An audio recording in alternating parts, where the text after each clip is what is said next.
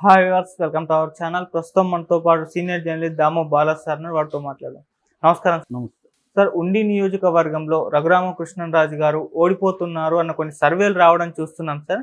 అసలు ఉండి నియోజకవర్గంలో పరిస్థితి ఏ విధంగా ఉంది? రఘురామకృష్ణరాజు గారు గెలిచే అవకాశాలు ఏమన్నా ఉన్నాయా సార్ అక్కడ? అంటే మామూలుగా సర్వేలు రకరకాల పద్ధతులు వస్తున్నాయి. చాలా సర్వేలు అయితే ఉండిలో రఘురామకృష్ణరాజు ఓడిపోతున్నాడు అని వస్తున్నాయి. ఆ సర్వేలు మోస్ట్లీ వైసీపీ ఫ్లోటెడ్ సర్వేస్ ఎక్కువ ఉంటాయి. ఎందుకంటే తెలుగుదేశాన్ని సపోర్ట్ చేస్తున్న సర్వేలంతా కూడా ఉండిలో రఘురామకృష్ణరాజు గెలుస్తాడని చెప్తున్నారు. అయితే అక్కడ పరిస్థితి చూసినప్పుడు అక్కడ ట్రయాంగిల్ ఫైట్ అయితే ఉంది. అంటే తెలుగుదేశం కూటమి నుంచి రఘురామకృష్ణరాజు కంటెస్ట్ చేస్తున్నాడు తెలుగుదేశం అభ్యర్థిగా. ఇటు వైసీపీ నుంచి నరసింహరాజు, ఆయన గతంలో కూడా నిలబడ్డాడు, ఆయన ఇప్పుడు పోటీ చేస్తున్నారు. ఇటు రెబల్ అభ్యర్థిగా, తెలుగుదేశం రెబల్ అభ్యర్థిగా శివరామరాజు ఆయన అక్కడ పోటీ చేస్తున్నాడు. అయితే మొన్నటి వరకు అభ్యర్థిగా ఉన్న మంతెన రామరాజు, ఆయన ఇంతకుముందు సిట్టింగ్ ఎమ్మెల్యే కూడా, ఆయనేమో రఘురామకృష్ణరాజుకే సపోర్ట్ చేస్తున్నాడు. సో తెలుగుదేశం కూటమిలో నుంచి వాళ్ళకి రెబల్ అభ్యర్థి ఇబ్బంది అయితే ఉంది. ఆయన ఫార్వర్డ్ బ్లాక్ పార్టీ నుంచి పోటీ చేస్తున్నాడు, సింహం గుర్తు అభ్యర్థిగా. అయితే ఇక్కడ దాదాపు 2,10,000 వరకు ఓట్లు ఉన్నాయి ఉండి నియోజకవర్గంలో. అందులో కాపులు ఎక్కువ సంఖ్యలో ఉన్నట్టు కనబడుతుంది. 46,000 పాపులేషన్ కాపులు ఉంది. అట్లాగే సెట్టిబలిజ 28,000 మంది సెట్టిబలిజ ఉన్నారు, బీసీలు. క్షత్రియ అంటే రఘురామకృష్ణరాజు, వీళ్ళు ముగ్గురు రాజులే.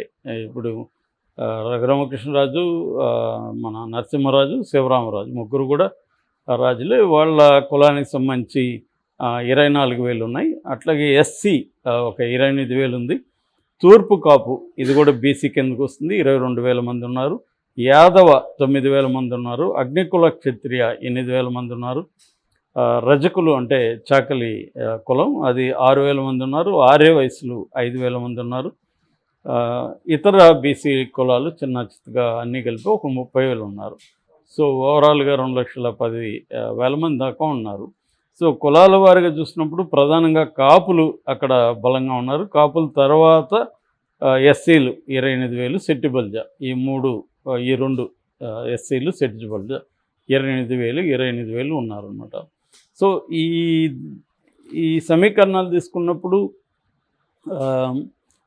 ముఖ్యంగా గ్రామీణ ప్రాంతాల్లో కావచ్చు, లేకపోతే ఎస్సీల్లో కావచ్చు, వైసీపీకి ట్రెడిషనల్గా బలం ఉంది కాబట్టి ఆ ఓట్లన్నీ వైసీపీకి పడే అవకాశం ఉంది.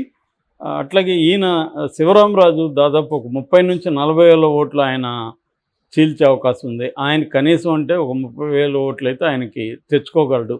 ఎందుకంటే ఆయన ఎప్పటి నుంచో జనంలో తిరుగుతున్నాడు, పల్లె నిద్రలు చేస్తున్నాడు. ఆయన పట్ల సింపతి కూడా ఉంది. ఎందుకంటే ఆయన ఆల్రెడీ తెలుగుదేశం తరపు నుంచి 2 సార్లు ఎమ్మెల్యేకి గెలిచాడు. తర్వాత పార్టీ చెప్పిందని నర్సాపురం ఎంపీగా పోటీ చేశాడు. ఇక్కడేమో మంతెన రామరాజుని ఈయనే సజెస్ట్ చేశాడని చెప్తారు. సో మంతెన రామరాజు గెలిచాడు, ఈయన ఎంపీగా ఓడిపోయాడు. తర్వాత వచ్చి మళ్ళీ నా నియోజకవర్గం నాకు ఇవ్వండి అంటే ఆయనకి ఇవ్వకుండా సిట్టింగ్ ఎమ్మెల్యేకి చంద్రబాబు ఇచ్చాడు. అప్పటి నుంచి ఆయన యాంటీగా ఉన్నాడు.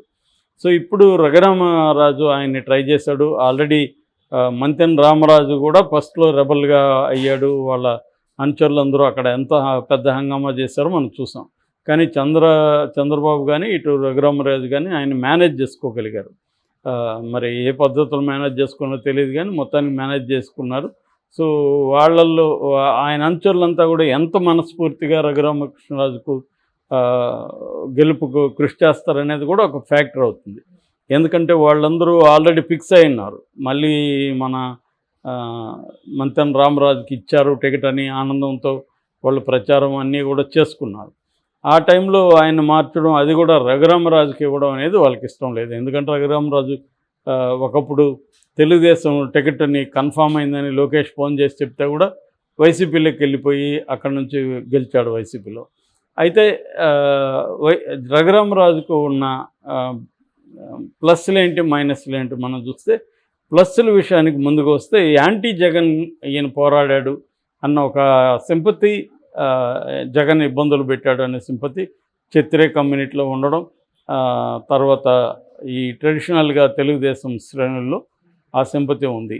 సో యూత్లో కొంత సోషల్ మీడియా ఇన్ఫ్లుయెన్స్, దీనివల్ల ఈయన రెగ్యులర్గా మాట్లాడడం, ఈయనకి చాలా గట్స్ ఉంది, జగన్ ఎదిరించాడు, ఏకైక మొగాడు, ఈ టైప్లో కొంత యూత్ ఫాలోయింగ్ ఉంది. ఇక నెక్స్ట్ అంశం ఏమంటే మంతెన రామరాజు స్ట్రాంగ్గా ఈయన సపోర్ట్ చేస్తున్నాడు, గెలిపించాలని మనస్ఫూర్తిగా ట్రై చేస్తున్నాడు. అట్లాగే మీడియా, మనకు తెలుసు రఘురామకి ఇప్పుడు 175 నియోజకవర్గాల్లో దాదాపు 2000 మంది పైన పోటీ చేస్తుంటే అందులో పిడికెడు మంది మాత్రమే రాష్ట్రంలో పాపులర్. అందులో రఘురామకృష్ణరాజు ముందు వరుసలో ఉంటాడు. అలాగా ఆయన మీడియా కూడా ఆయన్ని ఎప్పటికప్పుడు ఫోకస్ చేస్తూ ఉంది. ఇక వ్యూహాలు వేయడంలో కూడా రఘురామకృష్ణరాజు కొంత ఆరితేరిన వ్యవహారం కనిపిస్తుంది. ఎలా ఏ వర్గాల్ని ఎలా ఇది చేయాలి ఇవన్నీ అది కూడా ఆయనకు అడ్వాంటేజ్గా మారే అవకాశం ఉంది. అట్లాగే 3 పార్టీలు కేడర్ ఆయన్ని సపోర్ట్ చేస్తుంది కాబట్టి ఇటు జనసేన కావచ్చు, ఇటు బీజేపీ కావచ్చు, తెలుగుదేశం కేడర్, అది కూడా ఆయనకి అడ్వాంటేజ్ మారే అవకాశం ఉంది. అట్లాగే ఆయన దగ్గర మంచిగా డబ్బులు ఉంది కాబట్టి ఓటర్లకు డబ్బు ఎర చూపించే అవకాశం ఉంది. అట్లాగే కింది స్థాయి కేడర్లో అంటే ముఖ్యంగా పోల్ మేనేజ్మెంట్ చేయగలిగి ఓట్లు వేయించగలిగే స్థానిక నాయకత్వాన్ని కూడా ఆయన డబ్బుతో తన వైపు తిప్పుకునే అవకాశాలు ఉన్నాయి. సో ఇది బలాలు అని చెప్పుకోవచ్చు. మైనస్లకు సంబంధించి ఆయన మీద ఇతను సీరియస్ పొలిటీషియన్ కాదు, పేపర్ టైగర్ లాగా మీడియా టైగర్ మాత్రమే, మీడియాలో కూర్చొని మాట్లాడుతుంటాడు తప్ప సీరియస్ తన నియోజకవర్గ ప్రజల కోసం ఈయన చేసింది ఏం లేదు. అది కదా ఇంపార్టెంటు, అది చేయకుండా వేరే మాట్లాడి ఏం ఇంపార్టెంటు, ప్రజలకు ఈయనేం చేశాడనేది ఇంపార్టెంటు, అది చెప్పుకోలేని పరిస్థితిలో ఆయన ఉన్నాడు. సో ఎంపీగా ఉంటేనే అలా ఉన్నప్పుడు ఎమ్మెల్యేగా ఉంటే ఇంకా ఎక్కువ పనులు ఉంటాయి, అందుబాటులో ఉండాలి.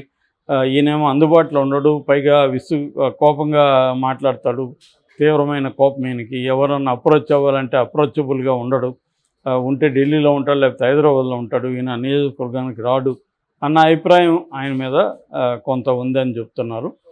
దాని తర్వాత ఆయన ఎస్సీల పట్ల, క్రిస్టియన్ల పట్ల చాలా లూజ్ కామెంట్స్ చేయడం, గతంలో వాళ్ళని అవమానకరంగా మాట్లాడడం, ఇట్లాంటిది కొంతమందిలో అక్కడ ఉంది. అదే నెగిటివ్గా పనిచేస్తుంది అనేది కూడా అక్కడ మాట్లాడుతున్నారు. అట్లాగే ఇందాక చెప్పినట్టుగా శివరామరాజు ఫ్యాక్టరీ కూడా ఈయనకి పనిచేసే అవకాశం కనిపిస్తుంది. సో ఇవి ప్రధానంగా ఆయనకి నెగిటివ్గా ఉన్న ఫ్యాక్టర్స్. మరోవైపు శ్రీనివాసరాజు కూడా చాలా స్ట్రాంగ్గా అక్కడ చూసుకుంటున్నాడు. ఎందుకంటే ఆయన ఆల్రెడీ ఓడిపోయాడు కాబట్టి ఆయనకి ఈసారి కొంత సింపతి ఉంది. వైసీపీ కూడా జగన్ స్థాయిలోనే రఘురామకృష్ణరాజును ఎట్టి పరిస్థితుల్లో తొక్కేయాలని ఒక కసి వైసీపీ శ్రేణుల్లో ఉంది. జగన్ వైపు నుంచి కూడా తాము కూడా నరసింహరాజుకి మంచిగా ఫండింగ్ చేస్తున్నట్టుగా తెలుస్తుంది. అంటే రఘురామకృష్ణరాజుకి ఈక్వలెంట్గా లేకపోతే ఇంకా ఎక్కువగా వైసీపీ నుంచి కూడా డబ్బుల్ని చేర్చి ఎట్టి పరిస్థితుల్లో కూడా రఘురామకృష్ణరాజును అసెంబ్లీలోకి అడుగుపెట్టనివ్వకూడదు. సో ఇప్పుడు కానీ ఓడిస్తే ఆయన కెరీర్ సమాప్తం అయిపోతుంది అన్నది వైసీపీ శ్రేణిలో కూడా ఉంది. ఎందుకంటే వైసీపీలో ప్రతి కార్యకర్తకు కూడా తన పట్ల ఒక రకమైన పర్సనల్ కోపం లాంటిది వచ్చింది. ఎందుకంటే ఎంత ఇబ్బంది పెట్టింది ఇంకెవరు లేరనమాట. సో ఈ అంశాలన్నీ కూడా రఘురామకృష్ణరాజుకు మైనస్ అయ్యే అవకాశాలు ఉన్నాయి. ఆయన అయితే గట్టిగా నమ్ముతున్నది ఏంటంటే, మాట్లాడుతున్నది కూడా ఇటు మంతెన రామరాజు నా వైపు ఉన్నాడు, శివరామరాజు పెద్దగా చీలిస్తే వైసీపీ ఓట్లే చీలుస్తాడు కానీ నా ఓట్లు ఆయన చీల్చే పరిస్థితి లేదు, కాబట్టి నాకేం ఇబ్బంది లేదు, నేను హాయిగా గెలుస్తాను, ఎందుకంటే 3 పార్టీలు నన్ను సపోర్ట్ చేస్తున్నాయి, ఖచ్చితంగా గెలుస్తాను. రెండోది ఉండి అనేది గత 2004లో అనుకుంటా ఒకసారి మాత్రమే కాంగ్రెస్ వచ్చింది. అదర్వైజ్ వరుసగా 7 సార్లు ఉండిలో తెలుగుదేశం గెలిచింది. Very very strong Telugu Desam belt. ఆ రకంగా కూడా రఘురామకృష్ణరాజు కాన్ఫిడెంట్గా ఉన్నట్టుగా చెప్తున్నారు.